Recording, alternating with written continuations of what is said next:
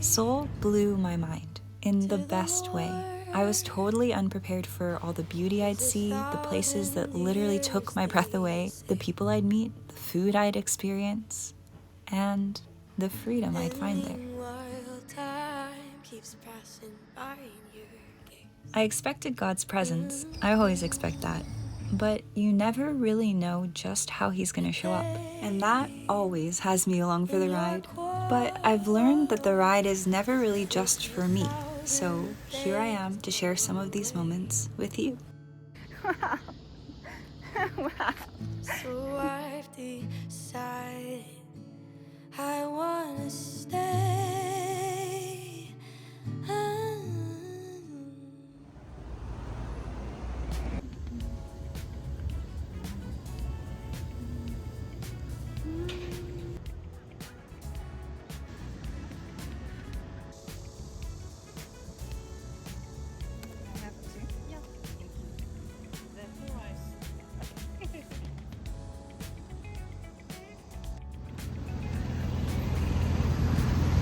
Yay!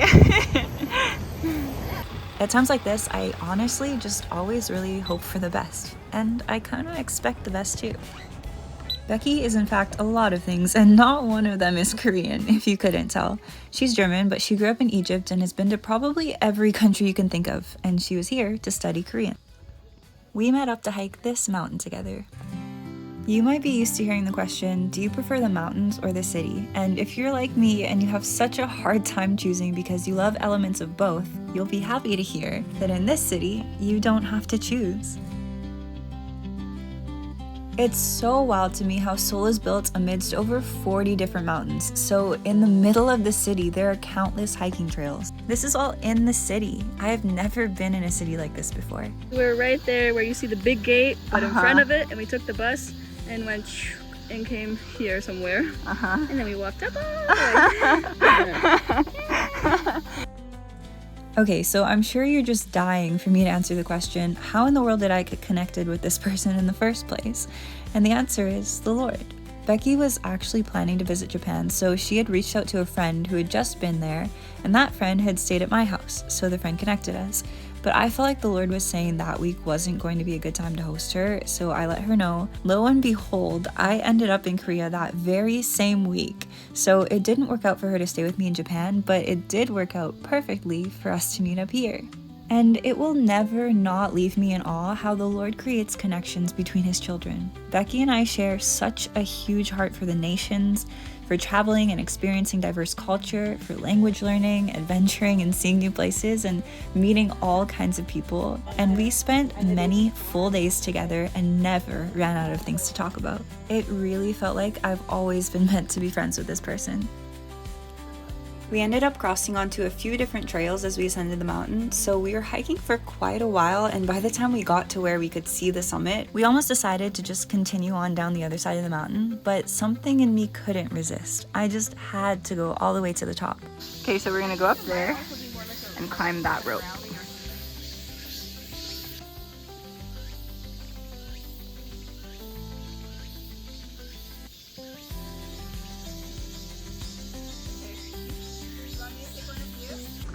I actually sprinted all the rest of the way up because the adrenaline compelled me. The higher I went, the more exhilarating it was.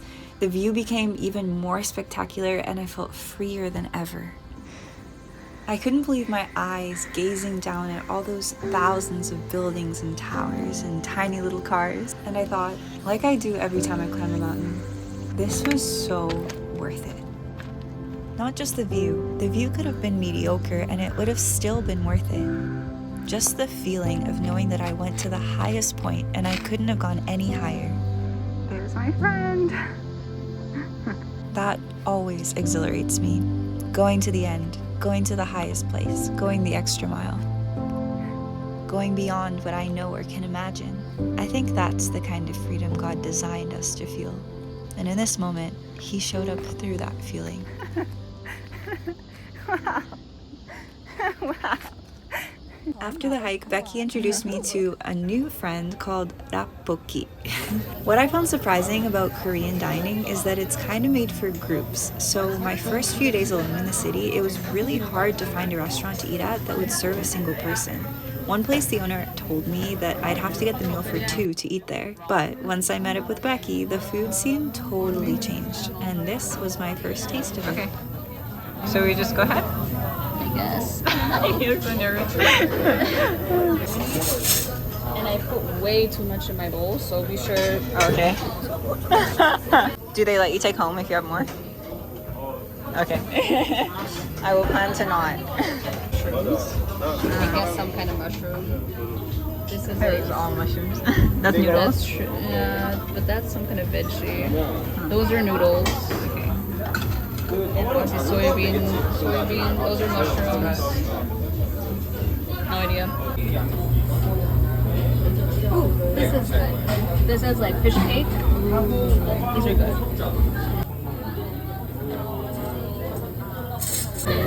Spicy every not spicy, little spicy, hot spicy, super spicy. You guys know I'm always talking about how huge food is when it comes to a country's culture, and this is actually a really good example of that. So good. So in Japan, many restaurants are designed with solo eating in mind because there's a pretty prominent culture of solitude. It's super easy to find places there to eat alone where you're enclosed and comfortable and no one would question why you're eating alone in public. In fact, the way the booths are built, you're kind of not even in public anymore. I think the fact that so many restaurants in Seoul are made for group dining really speaks to the value for socialization and spending time together in Korean culture. Even just the sounds in this restaurant spoke of fellowship and connection, and I love that.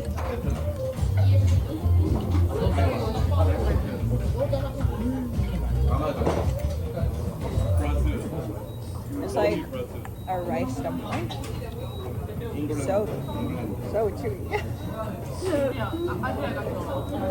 So, although it was kind of discouraging when I wanted to try Korean food on my own, I actually found myself really glad on this day that I couldn't the day before.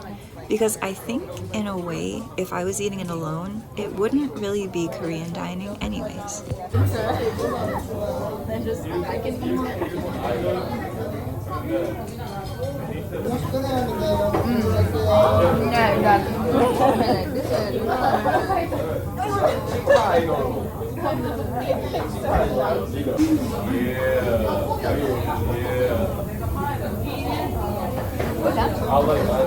That was a 10 out of 10 eating experience.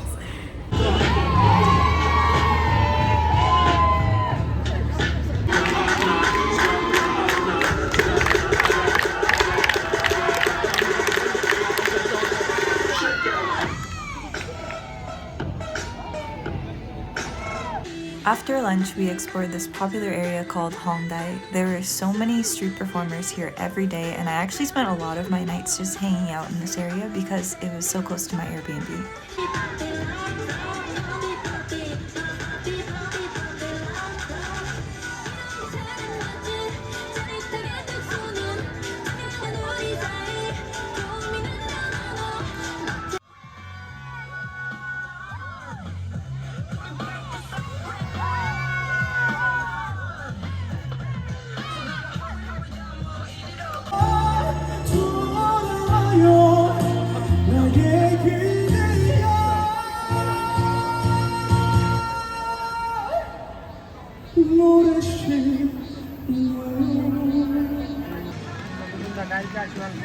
And you're not ready for this.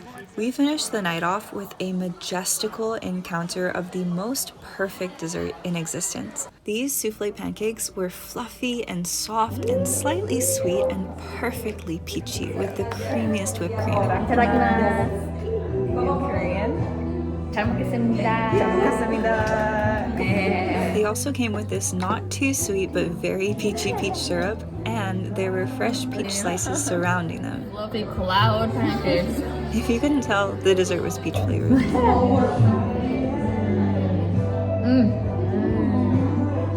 It's so peachy. Even like the pancake, Yeah. like without I think even the whipped cream. I forgot it would be warm. So good. In Korean, 맛있어요. Delicious. 맛있어요. 맛있어요. Or 너무 맛있어요. It's like 너무. It's kind of like 너무 arigato. but 너무. That's true. 너무 arigato.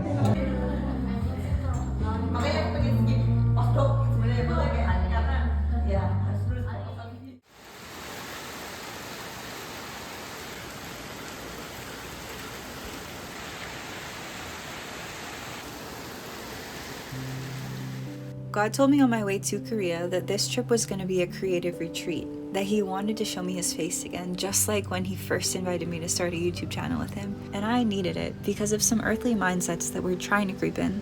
You know what kills creativity probably more than anything else?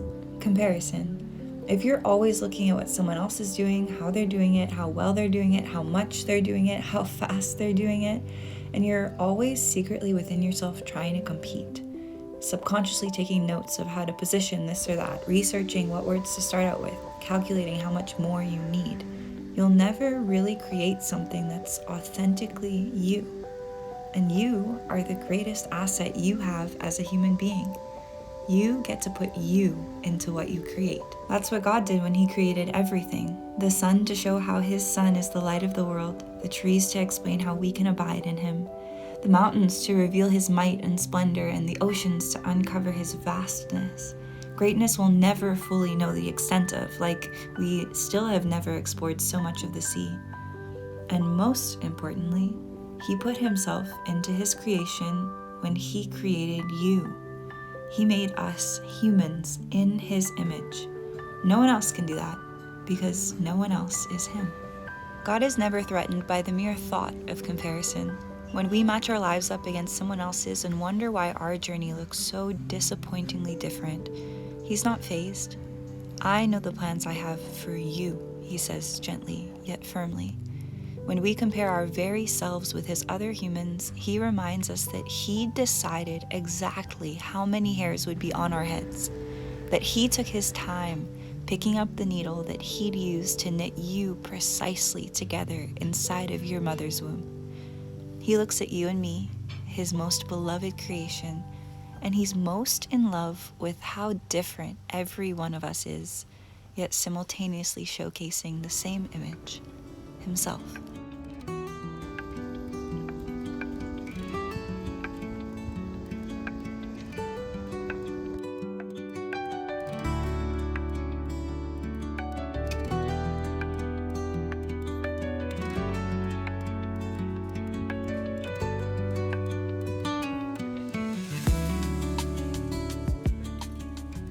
If you fall into the trap of comparison, you'll lose yourself.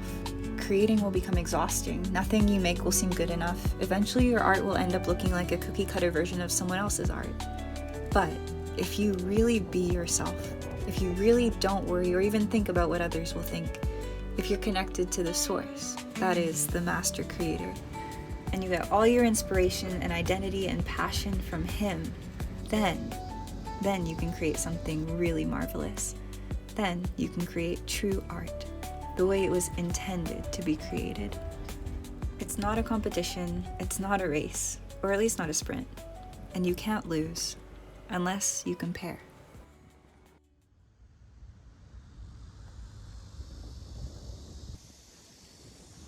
This museum easily became another one of my favorite visits in Seoul. Everything on this property felt alive, full of breath. I don't know, I just feel like I breathe different, more deeply, somehow. The exhibits changed regularly, but I knew the moment I stepped inside that God had planned this one for me. It was all about the changing of seasons and how we can look at nature outside the way it was created to learn how to cultivate comfort and safety and hospitality inside. It was about physical houses, but the entire time the Lord was speaking to me about myself as his home. See, the whole premise of this art is that certain colors and textures of fabric are intentionally chosen and placed to adorn one's home in order to live into the nature happening all around us, to embrace each season, while at the same time maintaining serenity. I really walked slowly here, taking in every color, every angle of light, every loose strand of yarn, as Jesus taught me how to remain a hospitable place for him to dwell, in and out of every season. And I cried in the middle of this room as he spoke, because it occurred to me all over again that he is with me, in and out of every season. I'm not going anywhere. The seasons of my life have been changing pretty rapidly over the past year. I got married and moved to South America, and now I'm in South Korea getting a visa to live in Japan, literally on the other side of the world. And I'm tempted to compare myself not just to others, but to my past self also, because I keep starting to do new things I've never done before, and I have no idea what I'm doing. But honestly, that's where the rawest, most honest me breaks out of the box and finds her freedom. Because I know Jesus, and he knows what he's doing, and we're doing it together. Something breathtakingly beautiful is bound to come out of that. Something I would most definitely call art. Partake in every gift.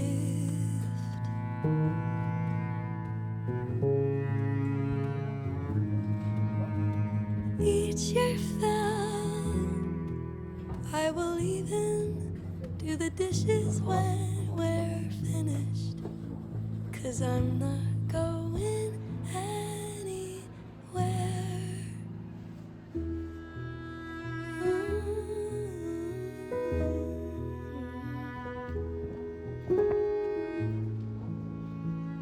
Baby, don't you see?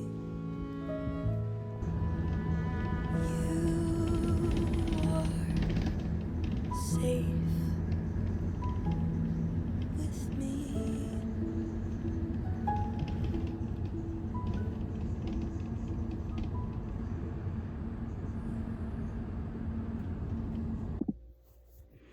Good morning.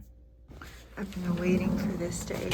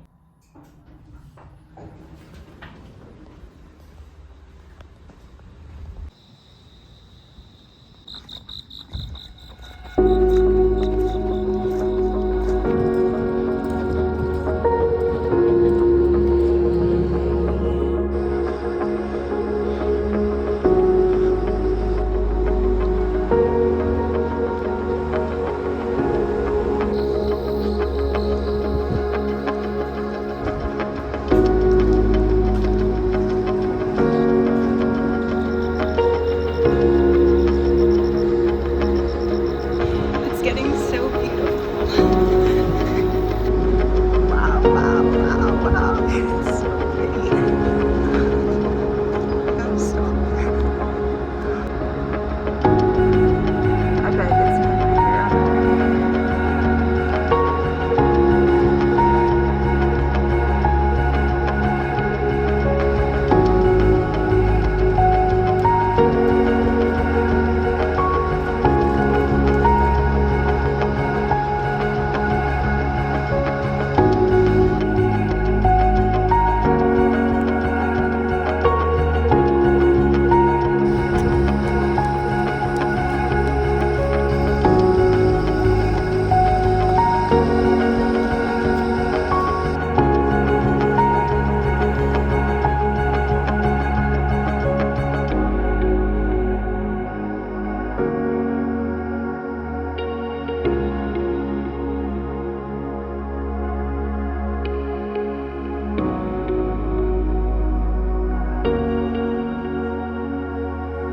I wanted to run to this bridge to watch the sunrise, and it was definitely a lot longer of a run than I thought it'd be, so I didn't get to see daybreak from this spot.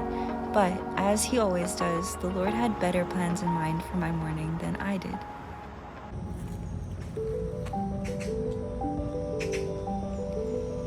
He led me to this park, which had a barefoot track. It was basically a clay dirt path that you're not allowed to wear shoes on, a way of connecting with nature.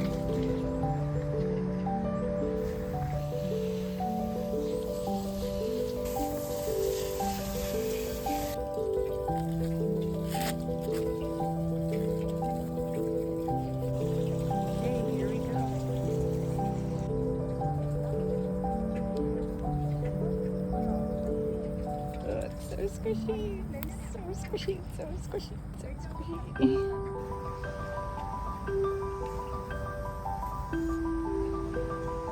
On either sides were elderly ladies working in the gardens, and further down, I laid eyes on something that took my breath away.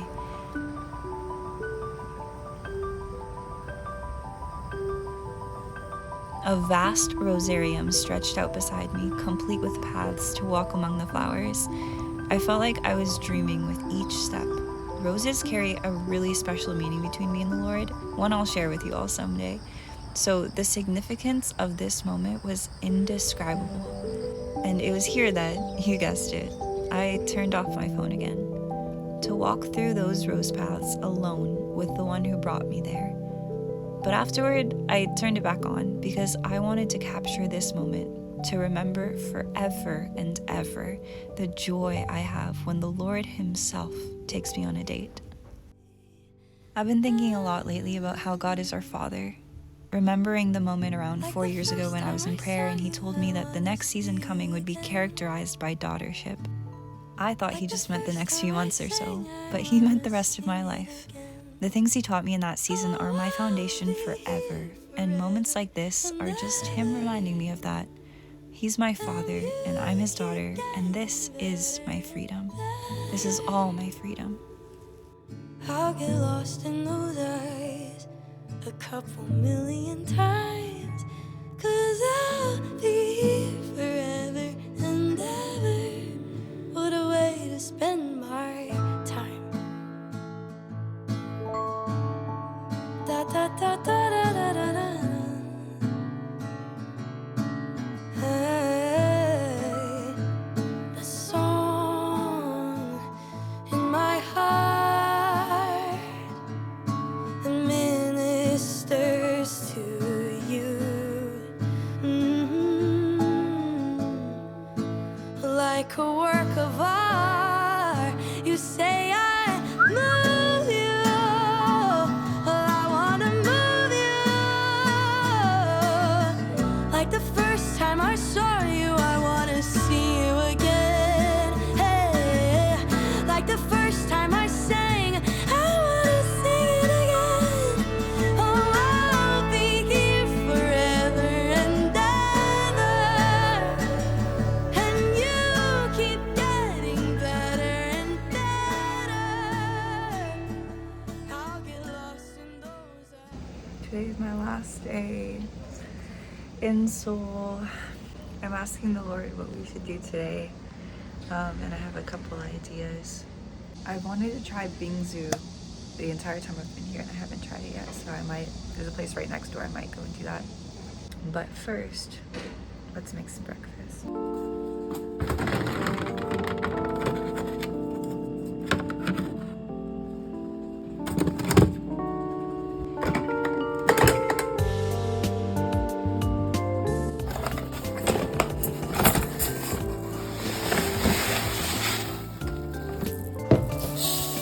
When I was younger, I never used to wash my rice because I thought that washing it would remove the stickiness, and I wanted it to be really sticky. And then I made Filipino friends, and they taught me that actually washing the rice makes it more sticky. So that's how you should be friends with people from all over the place.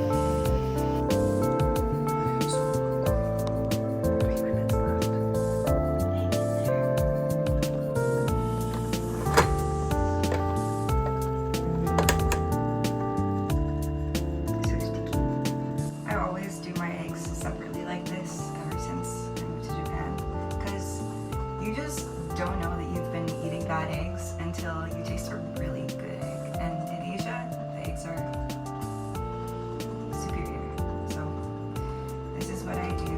I get my rice, and then I get my egg yolk, and I just pour it all in.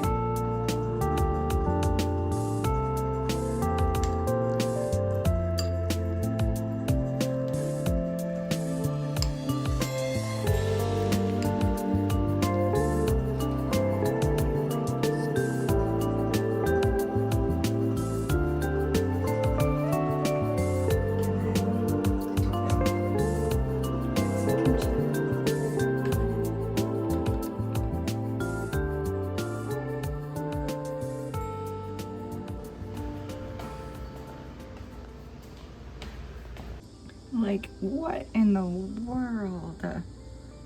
So beautiful, so moist and sticky. I am quite literally going to scarf this down.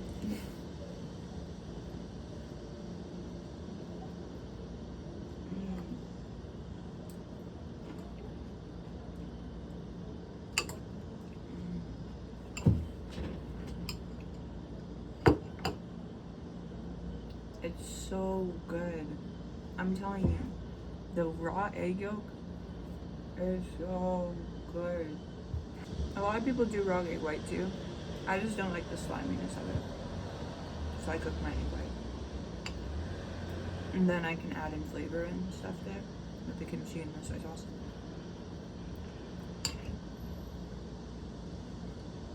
But still get the gooey texture of the egg yolk.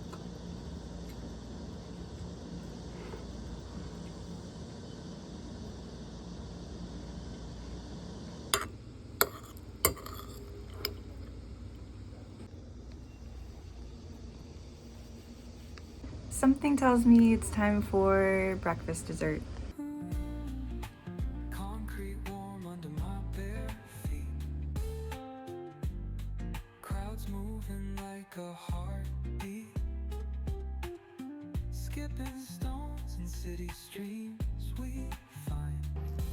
Let's write a new story, leave the old behind. Someone's cooking love in the air, I swear. The longer I was in Seoul, the longer my list of places I wanted to see in the city grew, so I thought long and hard about how to spend my last moments here. But I'm sure you won't be surprised to see that the Lord and I decided on a very familiar, very well-loved place. And I was met with such a lovely surprise. Some young people came through and started setting up a quaint little outdoor library event. I literally could not think of a better surprise for my last evening. I sat there beaming at the indescribable charm of this city, and the Lord and I quietly reminisced on every unexpected detail I experienced in Seoul, every moment that made my heart feel alive. I felt so free when I climbed the mountain. I felt free when I explored the streets solo with my hands swinging. I felt free running across the empty highway and chasing the first rays of sunshine and squishing my bare feet into the earth. And I felt free breathing the air beside this stream. But there is a soft, sweet freedom that I only ever feel deep in the hidden places of my meeting with God. And that's a place I can't show you. You may be able to see me leap and dance in a lush green field with laughter flowing from my face. You may be able to see me gaze peacefully at artwork in a museum. You may be able to hear about the beautiful people I encounter. But I can't show you what it's like on the inside of my soul when the Lord and I commune there together in the midst of all these outside experiences. I can't show you the color of my doors or the instruments I play in there for Him or the fabric of the furniture we sit in while we freely talk about any and everything. But you can have your own place of freest freedom with Him if you want to. God loves you. He loves you so much that He sent His Son to earth to die for you, to save you, yes, and also to bring you into relationship with Himself.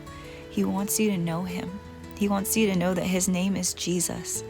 He wants to give you a life that's better than you ever imagined, and that requires you laying your old life down. But it also means you get to pick up a new life more wonderful than anything you've ever experienced. It means acknowledging that His way is better, that our ways lead to destruction and emptiness, but His ways lead to life and truth and complete satisfaction inside of Him. You need saving. We all do. And Jesus is the one who can do it, if you believe in Him. My time in Seoul was incredible. My creativity was beyond refreshed, my heart was inspired, my eyes were refilled with wonder. Not because of the places I went to, but because of the person I went with. So I really hope that you find yourself going places with him too.